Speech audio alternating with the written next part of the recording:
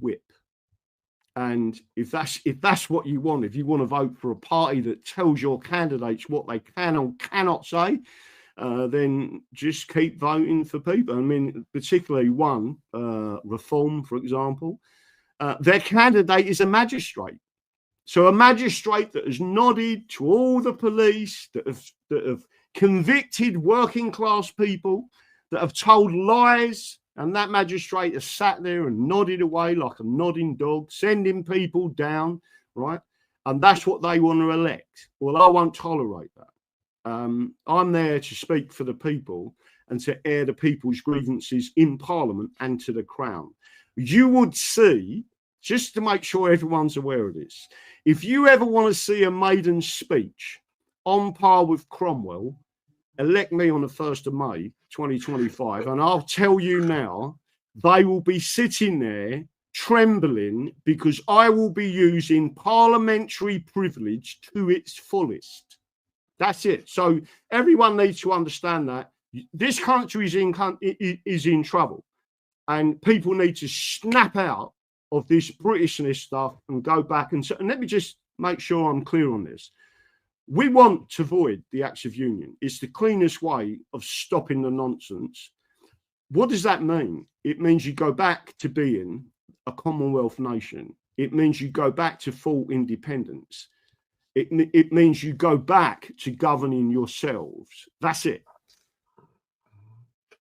So let's say then that we saw the inquiry into the grooming gangs get voted down by Labour, the Conservatives, and Reform.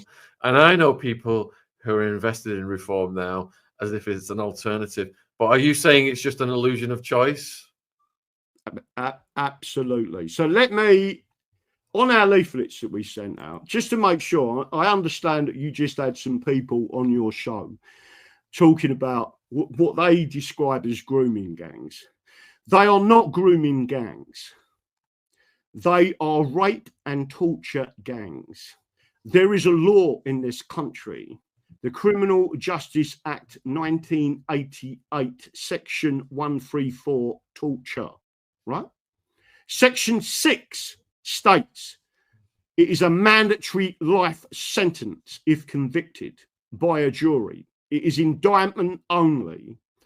What that section of the law states is if any state official acquiesces, consents, omits, or acts to cause torture, and rape is torture, it's recognized as torture under international law.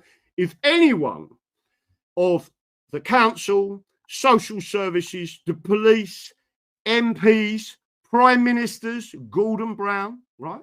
The reason why they're terrified of me is because I have put that information out there, and I said I will stand in that parliament and demand to know why a law that was enacted by Queen Elizabeth II in 1988 on the tricentenary of the English Bill of Rights, why that law is not being used. Why do they keep talking about inquiries when all we've got to do is put it in front of a jury in all of the areas in England, and at the end of that judicial inquiry by jurors, if they get found guilty, they get a whole life sentence. That includes Gordon Brown. That includes the police officers. That includes social services. That includes the council officials. And nothing I'm telling you now is fake news. It is all completely true, right? So we've just put that leaflet out, and it's gone out all over Runcorn and Helsby. And we're hoping that people finally read it. But instead, they've been so demoralized, believing they haven't got someone that represents them. You absolutely have. So again, people need to realize there is 100% always a solution, and the solution is the Constitution. Yeah, well said, man. So Lady Katz wants to know, why are they arresting people for vocalizing statements such as, social media posts, but then letting certain predators walk free? One is because they're winding people up for a civil war.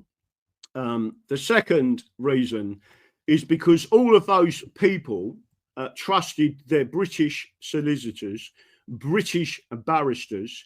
I'm going to make sure I tell everybody this, right? If you are ever arrested, you say no comment. You do not answer a single question. If they say to you, do you want a cup of tea, Graham? You say no comment. Because if you don't, they will use their list of questions in a court of law, and the judge will allow all of their questions, even though you said yes to a cup of tea, right? The only reason they want you to answer questions is to convict you. It is their job to find the evidence to prosecute you. So shut the beep up. Right? Don't say anything. America got the Fifth Amendment from England. And yet you're not told that. And you should be. The reason why them people are in prison was because they trusted the British establishment. Well, let me tell you something. You will know one day. I don't know what's going to happen yet. But if people often say to me, we want you to be Prime Minister. I said, I don't want to be Prime Minister. Well, what do you want to be then? I said, make me the Chief Justice and I will do what King Alfred did, right? And do you know what King Alfred did? He hanged. This is the let's be careful. So King Alfred carried out the sentence for perjuring your oath, and 44 judges met their demise, right? Because they perjured their oath under English law. So if you want to see me as a Chief Justice, and if you want me go through all of them judges that have done exactly that, you will see the sentence carried out. You'll see a fair trial. You'll see a fair trial first, though. Tink wants to know who wrote the Constitution. Wasn't it written by them as well? No, so our Constitution, that's a good question. Our Constitution goes back at least 1,500 years. So England has been a nation since 927. As you move through the history of England, different parts have been created. It's called a common law constitution for a reason. It's not codified. We did have a codified constitution with Cromwell. And again, that was quite a good constitution, but codified constitutions are not really English. What you do with the separation of powers, it allows the judges to turn up or turn down the gas. So if something starts to come to the boil, the High Court can come in and turn it down and say, hang on a minute, we're causing rebellion, there's a problem here. And they can void laws. They can void primary legislation if it causes rebellion. By the way, that's always been the law in this country. So the common law will control, that's where the term comes from. The common law will control statute. Many people say to me, wrongly, that statute is not law. It is law. What happened, we had charters. Charters is in effect a statute that's created by king in council with the council. And what they did in 1275 was they expanded the franchise of the council, King's Council, into a parliament to bring more people in, and then they created statutes. So a statute really is a charter. The problem is that the people in that parliament, which is British, not English, is ignoring our constitution. Democracy is fine as long as it is limited by the constitution, and it is, and Sir John Laws actually stated that. So everyone should understand we have a constitution. Various people were involved with that constitution, that's correct, but it wasn't just bad guys that wrote that. It was good guys, people who believed in God, people who were Christian, and believed that we were all equal under the law, which we are, and in the sight of God. So a question from Maria: why is it okay for England to be turned into 9 regions without our people being asked.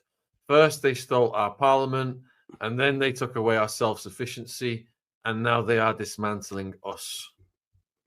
Well, Maria, I've got to tell you something. That is, it's more of an observation than a question. But I agree entirely. What they are doing is completely unlawful. It is treason, and every uni party out there is still backing the regionalisation, which is a European Union concept that was put in place and started to be pushed through by the Tories, the Conservative and Union Party, the Labour Party and the Lib Dems. So I just want everyone to understand that the regionalisation of England, when they say levelling up, what they actually mean is levelling down.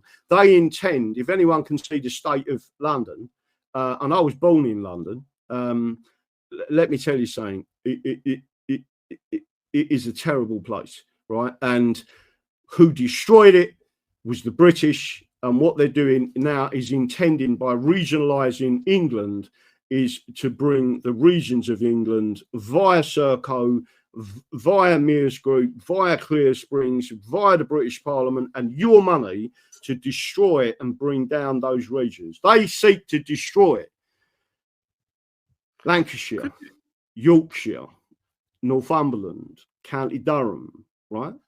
And I've been to all them places. I love the North and I love Northern people. They're very direct, right? I can't think of anything better when I walk into a pub and someone says to me, stop mothering me, right?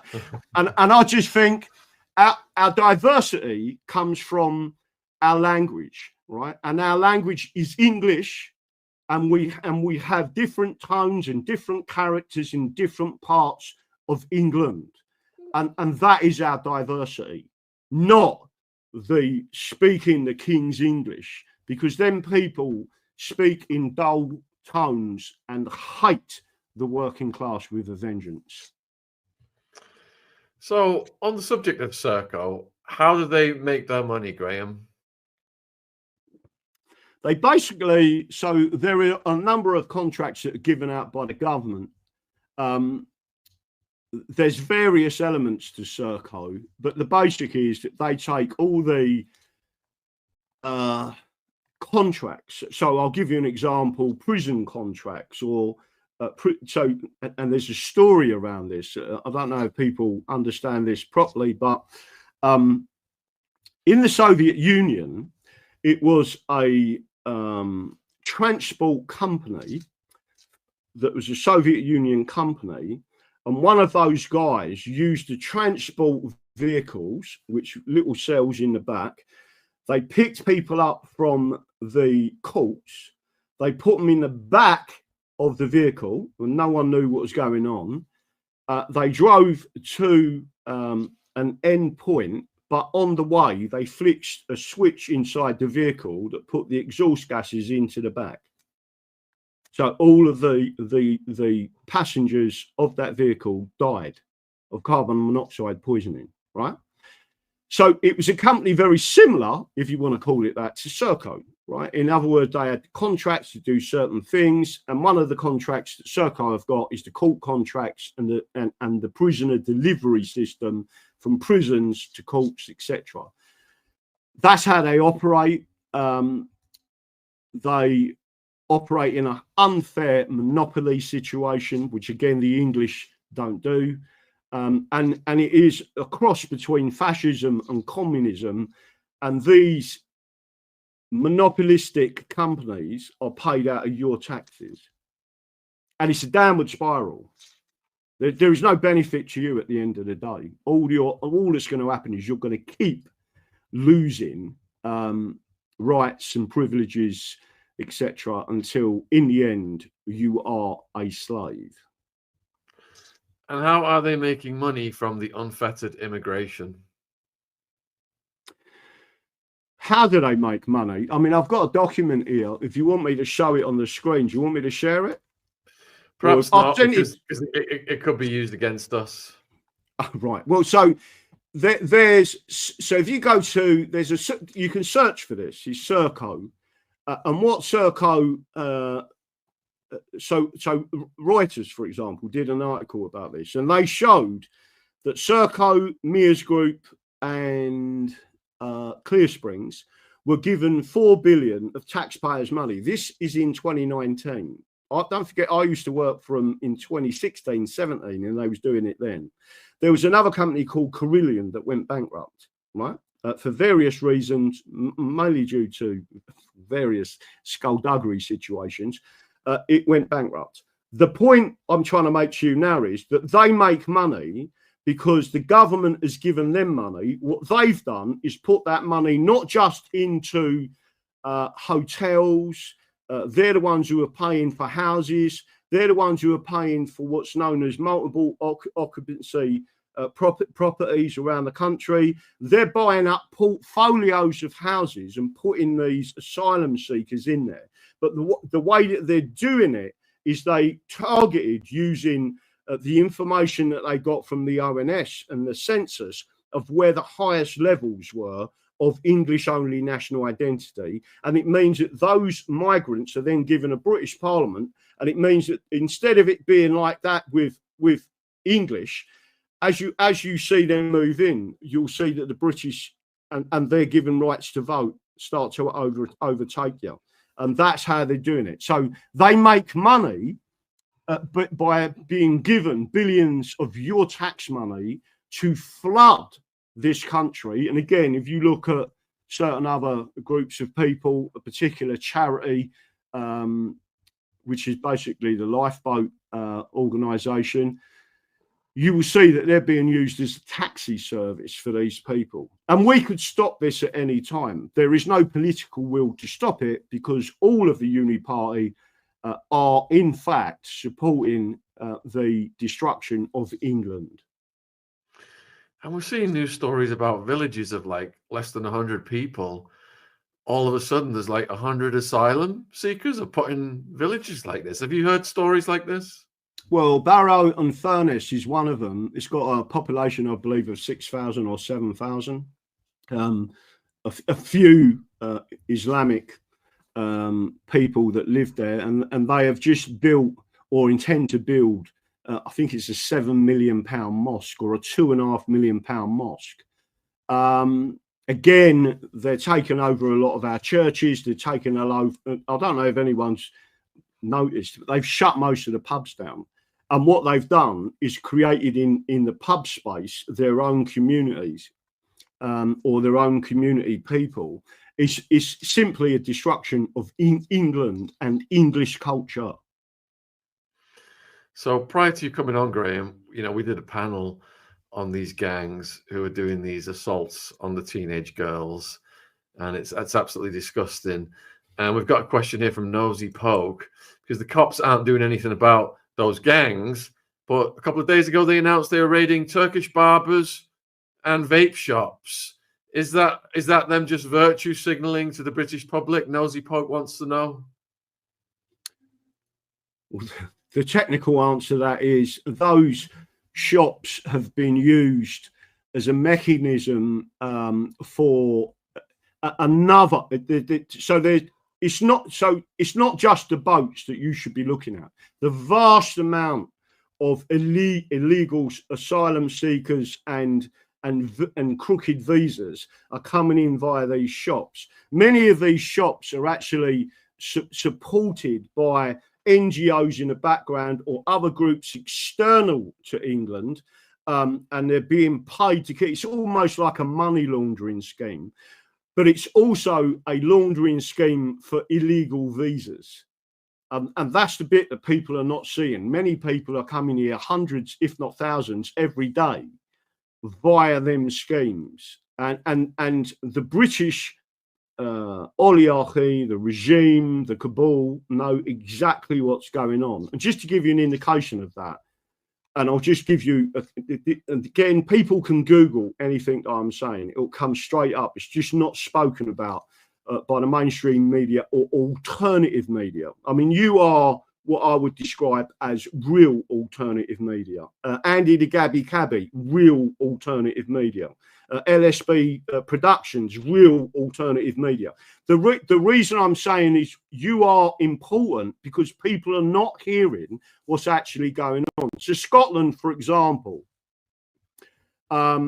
just give 2 contracts to a Turkish company to supply 2 massive ferries that are intending to go from, I think, Clydesdale or somewhere like that in Scotland to Brussels, right? And they're going to be going to and from. Now, them contracts was awarded to Turkish shipbuilders and their ferries, large-scale ferries. What do you think is going to happen? The people are going to end up in Scotland and come straight over the border to England.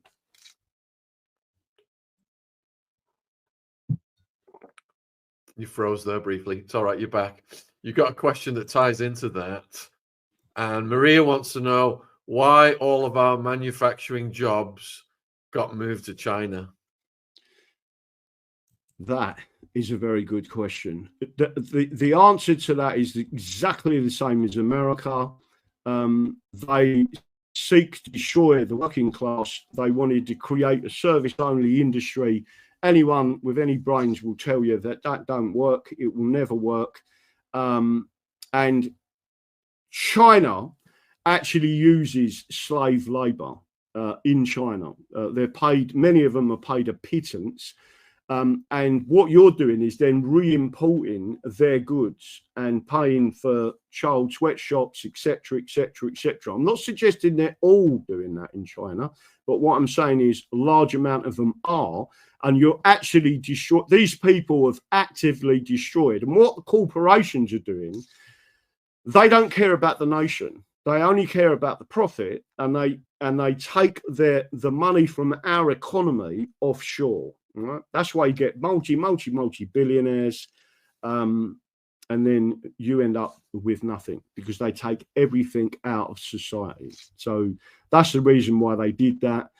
They destroyed our manufacturing industry. They destroyed our car industry. If you look at Labour, they sold Rover for £1. Tony Blair sold Rover for £1, right? And again, the unions and the Marxists within the unions were the people who destroyed our industries.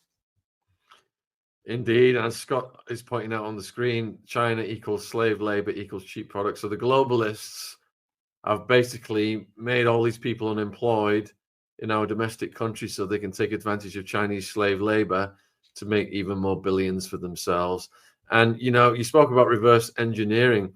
Isn't that what the unfettered immigration does? It collapses the domestic wage so these guys can make more profit because you've got an extra supply of labor now on the market, pushing the wage price down.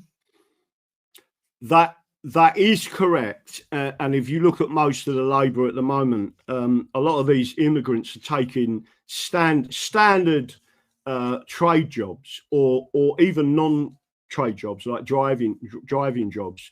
When I say driving jobs, I mean minicab jobs.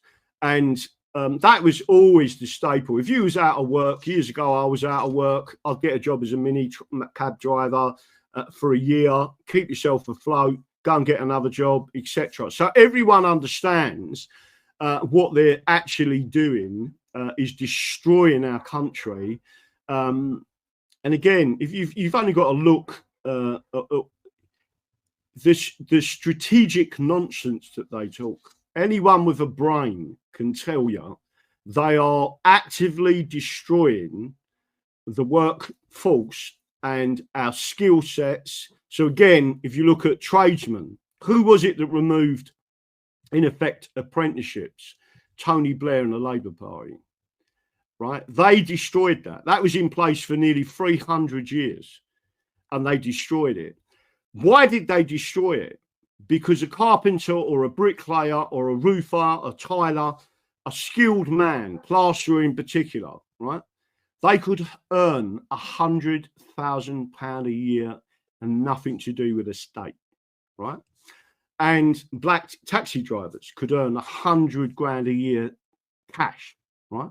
Nothing to do with the state. And all of those people have been under attack And when you realise that they have attacked the trades, the labourers, and in effect the non-farmers, they've attacked them, and now they've started on the farmers. And again, they're attacking the food supply, which they have done since the Second World War with supermarkets. It seems all the land is being taken from the farmers to go into the hands of big corporations and elites. That is correct. And if you go back and look at our ancient laws, the farmers are protected. There is a particular set of common laws, and it's called copyhold. It was abolished in 1925 by the British. So again, all these people that say they're British, you need to look and see what the British have done and in effect killed our farmers.